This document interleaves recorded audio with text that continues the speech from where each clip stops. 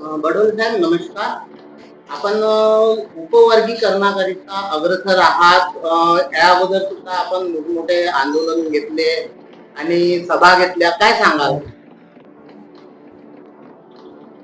अनुसूचित जातीचं उपवर्गीकरण करण्याच्या बाबतीमध्ये महाराष्ट्रामध्ये प्रचंड मोठ्या प्रमाणामध्ये लोकांमध्ये संभ्रम आहे. सर्वोच्च न्यायालयानं जो निर्णय दिला 1 ऑगस्ट 2024, त्यानंतर महाराष्ट्रामध्ये जे अनंत बदर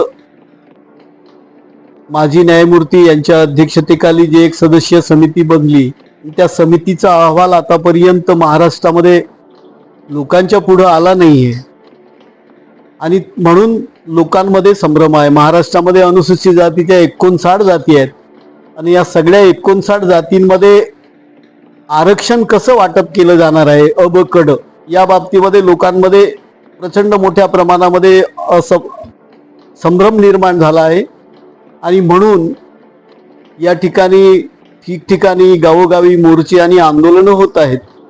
30 जून 2026 मुंबईमध्ये मोठ्या प्रमाणामध्ये वेगळ्या वेगळ्या पक्षाचे लोक त्या ठिकाणी एकत्रित येत आहेत. सगळ्या जातींचे लोक एकत्रित येत आहेत आणि त्या ठिकाणी प्रचंड मोठा मोर्चा आयोजित झालेला आहे.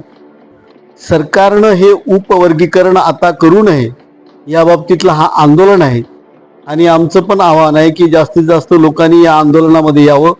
कारण 59 जातींना कशा पद्धतीनं तुम्ही देणार आहात, पुढचे त्यांच्या भविष्यामध्ये काय त्यांच्या पिढ्यांसाठी कशा पद्धतीचं आरक्षण देणार आहात, ते जेव्हा संभ्रम निर्माण झाला आहे तो संभ्रम दूर केल्याशिवाय या आरक्षणाचं उपवर्गीकरण करू नये.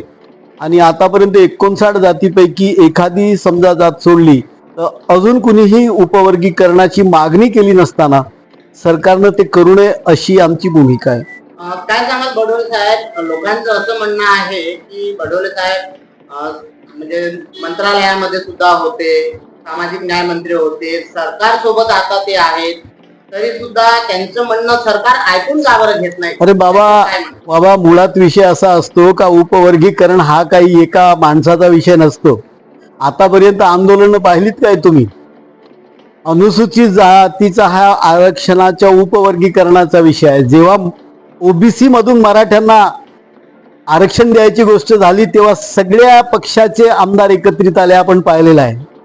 जेव्हा आदिवासींचं आरक्षण धनगरांना द्यायची गोष्ट आली तेव्हा सगळे पक्षातले, सरकारमधले आणि सरकारच्या विरोधातले सगळे आमदार एकत्रित येताना पाहिलं आहे.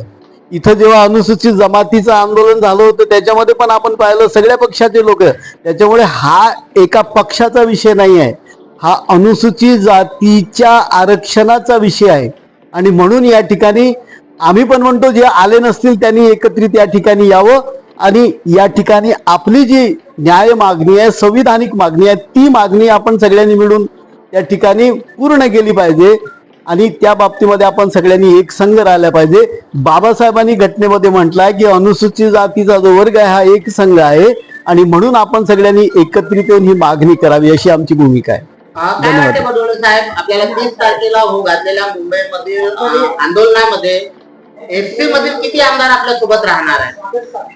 जेवढे आमदार माझ्या मतानं जेवढे 29 आमदार आहेत त्याच्यापैकी साधारणतः बरीचशी आमदार त्या ठिकाणी येणारच आहेत. शेवटी आमदाराचा प्रश्न नाही, हा प्रश्न आहे समाजाचा, जातीची आरक्षणाची. जे 13% तुम्हाला आरक्षण भेटते त्याच्या विभागणीचा विषय आहे. त्याच्यामुळे सगळ्यांनी एकत्रित यावं एवढं आमचं आव्हान आहे. जनतेला काय आव्हान राहील? जनतेला हेच आव्हान आहे आमचं का 30 तारखेला जास्तीत जास्त सगळ्या 59 जातीमधील सगळ्या लोकांनी आणि ज्या जे लोक बाबासाहेबांच्या विचारावर निवडून येतात, मग ते कोणत्या पक्षात आहेत किंवा ते आरक्षित वर्गातच आहेत अशातला भाग नाही आहे. सगळ्या ठिकाणी या आरक्षित वर्गाच्या मतांची गरज असते.